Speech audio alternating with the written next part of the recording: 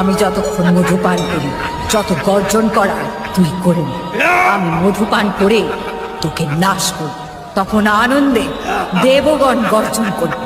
মহিষাসুর অস্থি থেকে রূপ ধরে মহিষের। এবার দেবী বধ করতে উদ্যত হলেন মহিষকে ভয়াল আক্রোশে।